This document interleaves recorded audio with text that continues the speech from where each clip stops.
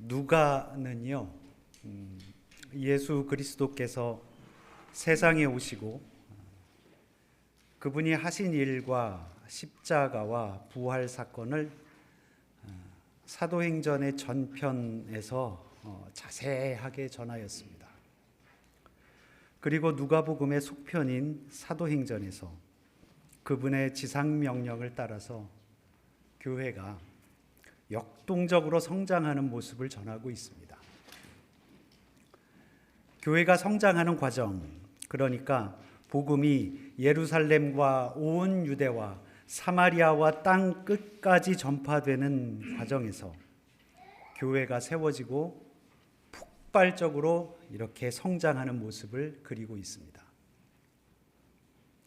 그러나 교회가 세워지고 성장하는 과정은 순탄하지만은 않았습니다. 세상의 이치가 그렇듯이 새로움과 변화에는 어려움이 따르기 마련입니다. 그것이 그동안 존재하였던 무엇인가를 대체하려고 할 때는 더욱 어렵습니다. 우리는 그것을 개혁이라고 부르기도 하고 혁명이라고 부르기도 합니다. 세상에 던져진 예수라는 존재가 그렇습니다. 성경이 소개하고 있는 예수의 존재 자체가 그러합니다. 초대교회가 직면한 안팎의 다양한 어려움 가운데에서도 교회의 근본을 무너뜨리는 가장 큰 어려움이라고 할 수 있는 그런 문제가 오늘 본문 말씀에 드러납니다. 교회 안에서 파벌이 생겨서 소위 히브리파니, 헬라파니 이렇게 파벌이 생겨서 갈등하는 가운데에 교회가 분열되어서 나뉘어서 각자 성장하는 것도 어떻게 보면은 소망스러운 모습이기도 하지만 갈등이 있었다는 면에 있어서는 꼭 소망스럽다라고 이렇게 말하기도 어렵습니다. 그나마 서로의 주장을 인정하면서 존중하고 한 가지 목표를 향해서 각자 있는 그곳에서 떨어져서 다름질할 수 있는 상황으로 보기 때문에 어떻게 보면 그것이 더 낫겠다 하는 생각도 할 수 있지만 분열되어 성장했다라는 모습에 있어서는 아쉬움이 남는다는 것이죠. 이런 교회의 내적인 어려움, 초대교회가 겪고 있었던 내적인 어려움 가운데에 아주 더 근본적인 어려움이 있었습니다. 그것이 무엇이냐면 오늘 전하고 있는 아나니아와 삽비라 그들의 이야기. 교회의 존재와 우리의 신앙 근본을 송두리째 흔들 수 있는 아주 치명적인 요인이 바로 그것이다 라고 보시면 되겠습니다. 이야기의 요지는 다음과 같습니다. 오늘 본문 이전에 4장 32절에서 37절 말씀에 이 사도행전에서 소개하고 있듯이 교회는 서로 유무상통하는 아름다운 공동체였습니다. 밭과 집과 소유를 팔아서 교회에 바치면서 어려운 이들을 도와 핍절한 자가 없었다라고 이렇게 이야기합니다. 그러한 대표적인 인물이 바로 바나바 같은 사람을 모범적으로 소개하고 있습니다. 그런데 오늘 말씀해 보면 하나님은 은혜로우시다라는 뜻의 이름을 가진 아나니아라는 사람, 그리고 청옥처럼 아름답다라는 뜻을 가진 그 이름 삽비라. 아나니아와 삽비라 부부도 자신들의 소유를 팔아서 하나님께 바쳤습니다. 겉모습은 은혜롭고 아름다웠습니다. 그들의 이름처럼요. 그러나 그들의 행위에는 거짓이 있었다고 이야기하고 있습니다. 마치 자신들의 소유를 팔아 그 전부를 헌금하는 것이라 말했지만, 그렇게 말했지만, 전부라고 말했지만 일부를 숨겼다고 소개하고 있죠. 이후 그들은 베드로의 책망을 듣고 먼저는 남편인 아나니아가, 그리고 나서는 이내 그의 아내 삽비라가 차례로 급사하고 맙니다. 그리고 온 교회와 이 일을 듣는 사람들이 크게 두려워했다라고 이렇게 소개하고 있습니다. 간단하게 오늘 말씀을 이렇게 소개했지만 우리들 각자가 깊이 생각하고 돌아보아야 할 문제가 여기에 있습니다. 오늘날의 소유와 경제적인 관점에서 볼 때 아나니아와 삽비라는 흠잡을 문제가 전혀 없습니다. 오늘 말씀에서도 그들이 소유를 팔아서 반반 50대 50이라든지 90대 10이라든지 혹은 10대 90이라든지 그렇게 나누어서 헌금했다는 말씀은 없습니다. 일부를 숨겼는지 그 일부가 얼마인지 그것에 대한 이야기는 없습니다. 그러니까 소유를 팔아서 정확하게 그 지분에 얼마를 드리고 얼마를 자신의 주머니에 감추었다는 말은 없다는 이야기지요. 또한 베드로는 이미 당시 부동산 시세를 파악하여서 아나니아와 삽비라가 헌금한 액수가 시세에 부족하다는 그런 이유로 책망을 한 것은 더욱 아니죠. 오히려 베드로는 다음과 같이 말합니다. 4절에 그렇게 기록이 되어 있네요. 아나니아여, 그 땅은 당신의 소유입니다. 그러니 그것을 팔았다면 그 매매 대금도 당신의 것이 분명합니다. 여기에 이의를 제기할 사람은 아무도 없습니다. 그것을 헌금하든 당신이 그냥 다 가져가든 무엇이라 말할 사람은 없습니다. 또한 그것을 팔아 받은 금액에 얼마를 헌금하든 그것은 당신의 일입니다. 전부를 드리든 일부를 드리든 그것은 당신의 일입니다. 그들 모두는 그것에 대하여 왈부할 자격도 또 의사도 없다는 것을 분명히 베드로는 이야기했죠. 그런데 베드로는 아나니아의 잘못을 정확하게 지적합니다. 3절과 4절에 걸쳐서 나오는 말씀인데, 어찌하여 당신은 사탄에게 마음이 홀렸습니까? 어찌하여 당신은 성령을 속였느냐는 말입니다. 당신은 사람을 속인 것이 아니라 하나님을 속인 것입니다. 또한 베드로는 삽비라에게도 다음과 같이 말합니다. 9절에 나와 있지요. 왜 당신들 부부는 서로 공모해서 성령을 속이고 시험하였습니까?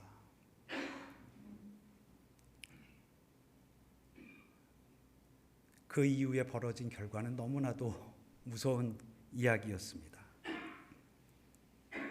오늘 1절 말씀에 우리는 그런데라고 하는 말씀을 읽었습니다. 좀 더 정확하게 이야기하자면 원어에는 그러나라고 표현하는 것이 더 정확할 겁니다.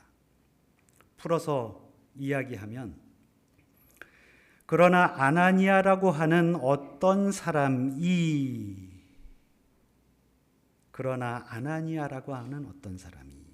이렇게 이야기할 수 있는데요. 그러나에는 직전에 언급했던 유무상통하며 은혜롭게 성장하는 교회의 모습과는 다른 어떤 이야기가 뒤에 이어진다라는 것을 말하고 있는 것이죠. 그런 교회의 모습과는 달리 이러한 일도 있었네요 라고 사람들에게 전하는 겁니다. 이러한 일에 해당하는 어떤 사람, 우리가 읽은 말씀에는 나타나지는 않지만 아나니아라고 하는 어떤 사람이죠? 말씀에는 그렇습니다. 제가 원어를 계속 이렇게 말씀드리는 것은 이렇게 참 바람직하지는 않는데요. 다 찾아봐도 나와 있을 수 있고 저도 거기에 정통한 사람은 아니기 때문에. 그러나 오늘 우리가 읽은 이 말씀에는요, 그 어떤 사람이라는 것을 특정한 어떤 사람이라고 지정해서 부르는 말이 아니었습니다. 그냥 어떤 사람이에요. A man. The man이 아니고 A man. 그러니까 평범한 어떤 사람이에요. 아나니아가 그런 사람이었다는 말입니다.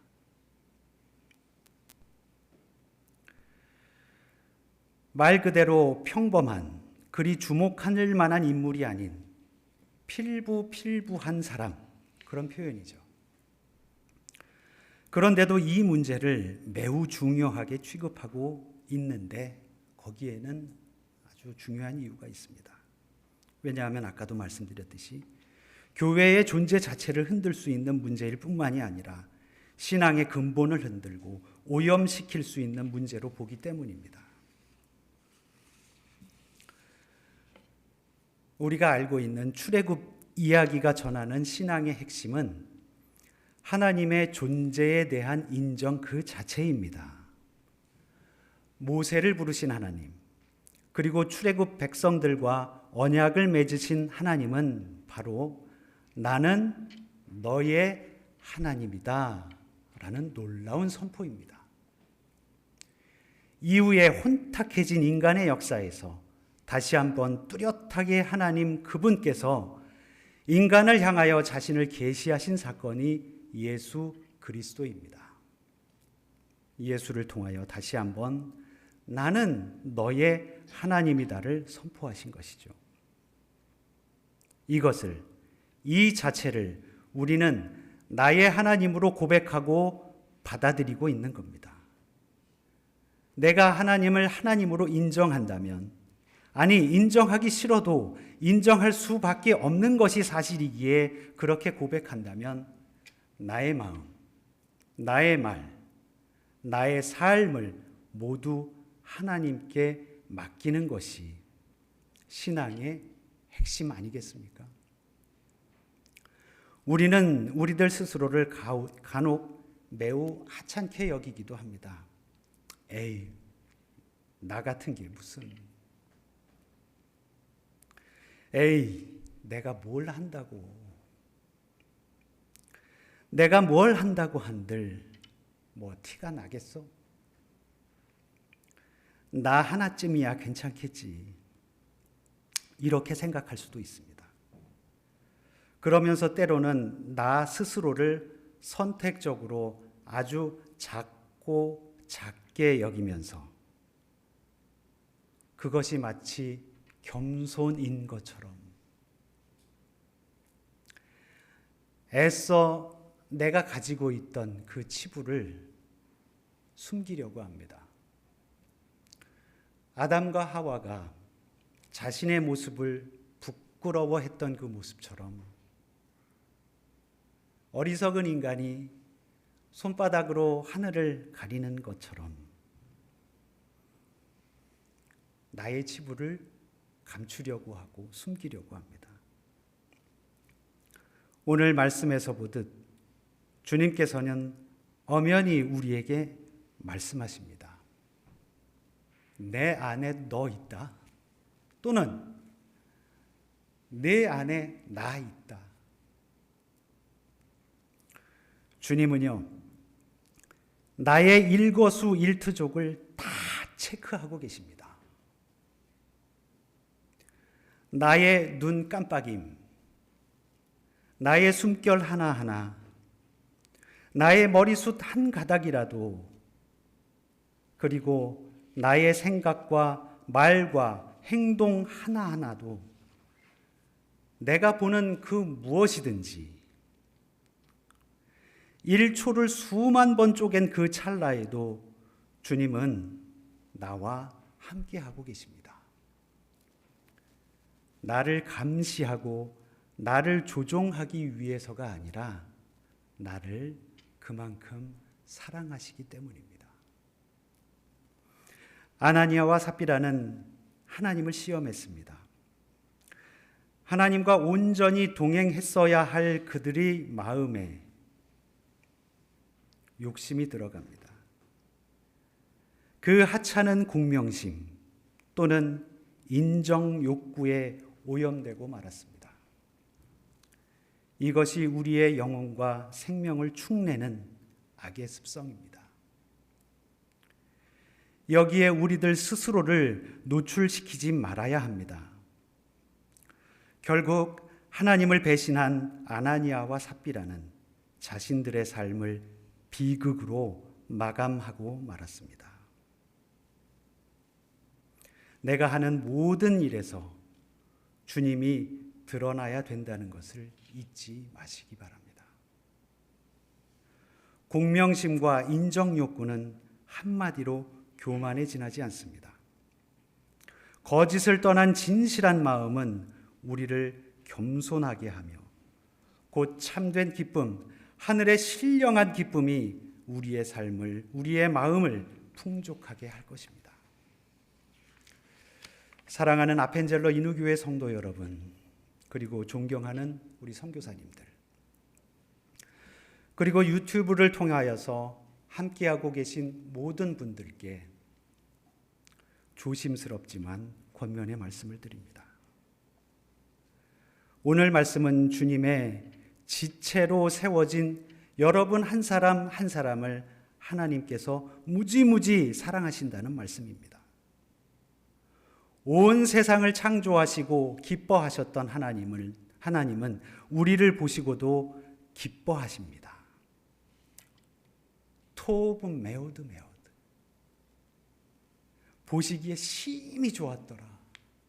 너무나도 좋았더라. 이것이 하나님의 마음이죠.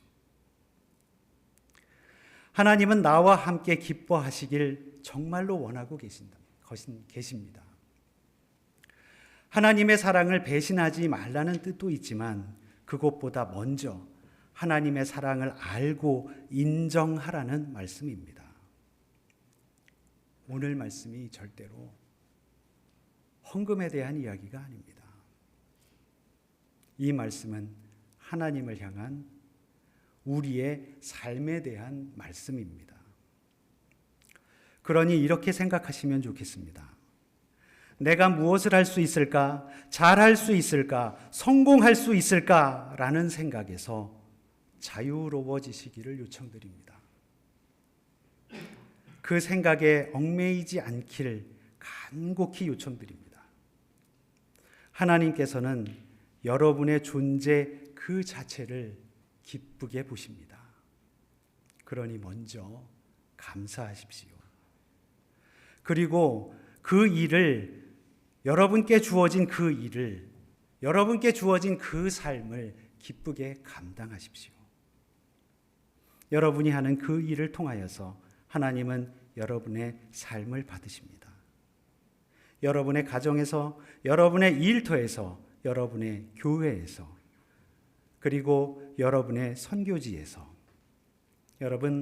여러분들은 스스로를 한 어떤 사람 정도로 여길지는 몰라도 하나님께서는 여러분이 내가 가장 사랑하는 사람이다 라고 이렇게 여기고 계십니다.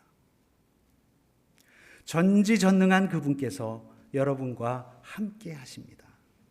여러분을 응원하고 계십니다. 기쁨의 근원, 존재의 근원이신 주님, 이 사랑의 무한 동력이 여러분의 믿음의 중심에 계십니다.